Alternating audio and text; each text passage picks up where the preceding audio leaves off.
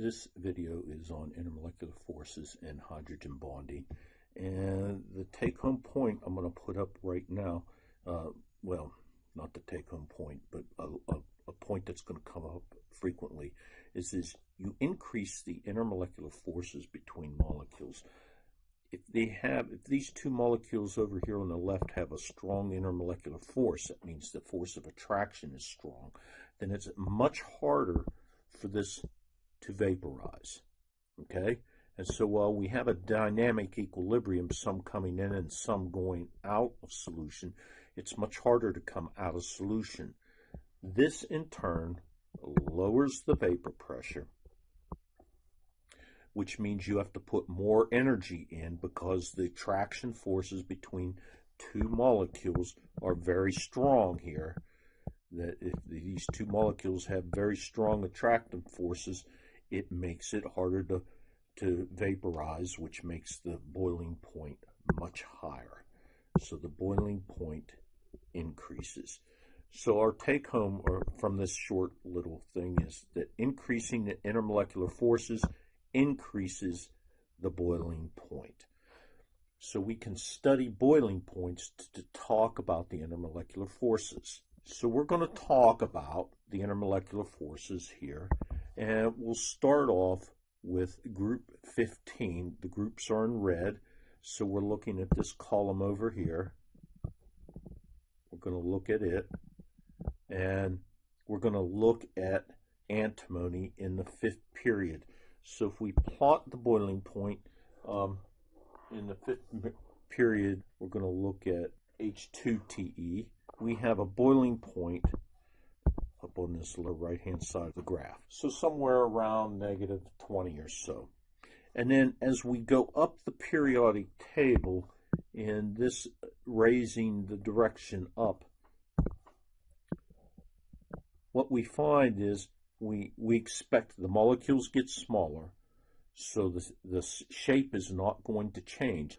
It's all going to be, let's talk about it, SbH3, AsH3, and pH3, all in the same column, all the same formula, so the shape's not going to change.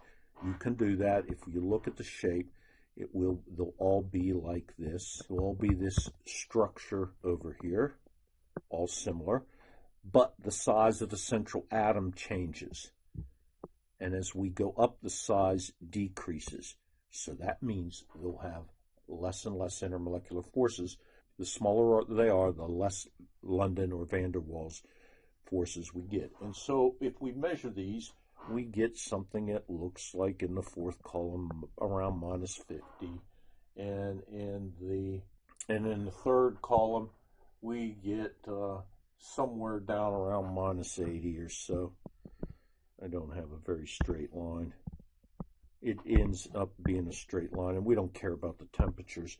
And so if we plot these, we get the antimony over here on the right, and then arsenic, and then phosphorus. And we would expect nitrogen to be down around here in the red somewhere. Great. But when we measure it, what we find instead is that it jumps up. And it jumps up quite a ways. It'll jump up to somewhere in about here. And so this is the point we actually get. Okay, so maybe that's an anomaly. Let's try the 16th column, the 16th group, tellurium. So we measure the tellurium H2Te, and it's up here around 0. And here it goes. It goes down, because as we go up the periodic table, the London forces decrease. We go down, and we get this one jumping up here. It's off chart. I got to put it up here around 100 degrees Celsius for water. And so again, we expect it to go down. We expect it to be down here around negative 100. But it's not, it's up here at 100. So this last one goes up there. And then if we do the 17th column, the iodine, we get the same kind of thing. We get it decreasing.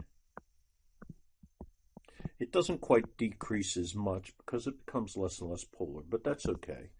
We still get the same pattern. And then when we get to HF, so this would be HI, HBr, HCl, and we expect HF to be down here. And sure enough, it's up here somewhere. They give better pictures in your book, okay? And this becomes hard to explain because what we really would like is straight lines like this. That would make sense. And we get this last column here, the second row, the second period is out of kilter. And so what we think we have is something called hydrogen bonding. And this is a special bonding between atoms only in the second period, and it is only nitrogen, oxygen, and fluorine. These are the only three that do it. Some other ones do it, like sulfur, but we're not worrying about those in our class. Okay? So if I'm looking on my periodic table, the three that do the hydrogen bonding are nitrogen, oxygen, and fluorine. Okay, and they're doing hydrogen bonding. So in theory, what hydrogen bonding is you have to have hydrogen bonded to a highly electronegative and small atom. That's why it's only in this second period right here, because they're small enough and they're highly electronegative. And so what happens is you get the oxygen lining up like this, and another oxygen forming what's called a hydrogen bond here. So it's somewhere between an actual bond and an intermolecular forces. It's stronger than any intermolecular force, but it's not strong as a bond. Okay, and this can happen between any thing that is very small and has a hydrogen bonded to it. So hydrogen with our HF, we line up an H here and a fluorine, and we can form a bond between this electron pair right here and this hydrogen here. And there's our bond. I should have drawn an electron pair here with the oxygen. Okay, so the only three that can do this are nitrogen, oxygen, and fluorine. So if I did NH3, I'll draw it in 2 dimensions because it's easier.